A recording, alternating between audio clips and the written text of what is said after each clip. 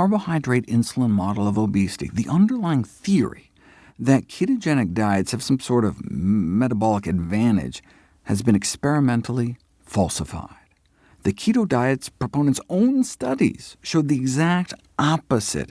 Ketogenic diets actually put you at a metabolic disadvantage and slow the loss of body fat. How much does fat loss slow down on a low-carb diet? If you cut about 800 calories a day of carbohydrates from your diet, you lose 53 grams of body fat a day. But if you cut the same number of fat calories, you lose 89 grams a day. Same number of calories, but 9 pats of butter worth of extra fat melting off your body every day on a low-fat diet, compared to the low-carb diet. Same number of calories, but about 80% more fat loss when you cut down on fat instead of carbs. Here's the graph. Cut 800 calories from your diet by cutting carbs, and you do lose body fat, but cut out the same number of calories by cutting fat, and you lose even more body fat, 80% more body fat lost. The title of the study speaks for itself. Calorie for calorie, dietary fat restriction results in more body fat loss than carbohydrate restriction in people with obesity. But just looking at the bathroom scale, though, would mislead you into thinking the opposite. After 6 days on the low-carb diet, study subjects lost 4 pounds. On the low-fat diet, they lost less than 3. So step on the scale, and it looks like the low-carb diet wins hands down. So you can see why low-carb diets are so popular. But what was happening inside their bodies tells the real story. The low-carb group was losing mostly lean mass, water and protein. This loss of water weight helps explain why low-carb diets have been such cash cows for publishers over the last 150 years. That's their secret.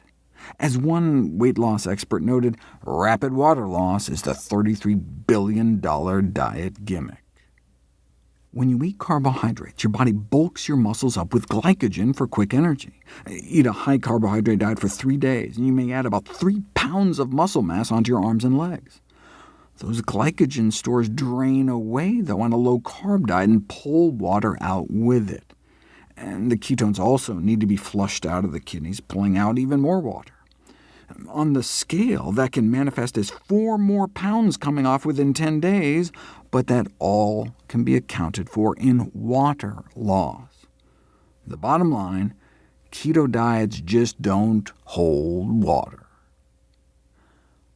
But the thrill of seeing the pounds come off so quickly on the scale keeps many coming back.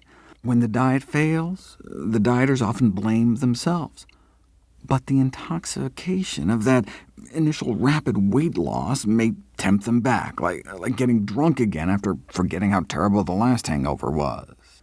This has been dubbed the false hope syndrome. The diet industry thrives off a repeat customer, something low-carb diets were built for, given that rapid initial water loss. But what we care about is body fat. In 6 days, the low-fat diet extracted a total of 80% more fat from the body than the low-carb diet. That's not just one study. If you look at all the controlled feeding trials, where researchers compared low-carb diets to low-fat diets, swapping the same number of carb calories for fat calories, or vice versa, if a calorie is just a calorie, then all the studies should have crossed that zero line in the middle, and indeed, 6 did. One study showed more fat loss on a low-carb diet, but every other study favored the low-fat diet. More loss of body fat eating the same number of calories. Put all the studies together, and we're talking 16 grams more daily body fat loss on the low-fat diets. That's 4 more pats of butter melting off your body on a daily basis. Less fat in the mouth means less fat on the hips, even taking in the same number of calories.